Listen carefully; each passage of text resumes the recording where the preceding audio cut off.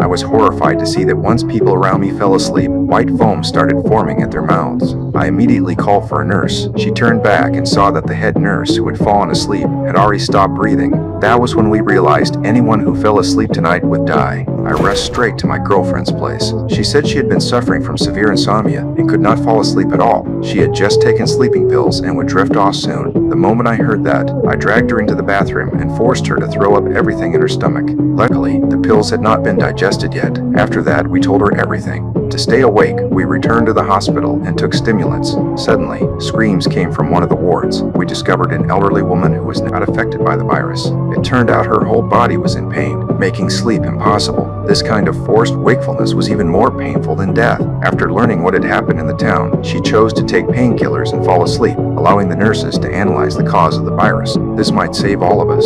The elderly woman was placed into the scanner. She slowly drifted into sleep. The nurses stared at the brain monitor and discovered that before her heart stopped, her brain produced a peak beta wave. This meant the real cause of death was dreaming. At that moment, I said I would volunteer to sleep. She dreamed for 3 minutes before her breathing stopped. I would only sleep for 2.5 minutes, and they had to wake me up immediately. Entering that dream might hold the answer. I closed my eyes. I woke up from the dream almost instantly, but I found my foot chained to the ground, unable to break free no matter how hard I struggled. A car suddenly approached. Inside was my mother, who had died long ago. She handed me a cup of coffee and told me drinking it would wake me up. At that moment, an oddly dressed old man appeared in the distance. With a gentle pull, my mother slowly stepped back. The old man told me the key to stopping the virus was hidden on Aristra Island. The next second, my companions shook me awake. I immediately told them about Aristra Island, but when we checked the map, we discovered the island was thousands of miles away. We began collecting stimulants and prepared a plane for takeoff. The aircraft successfully lifted into the air.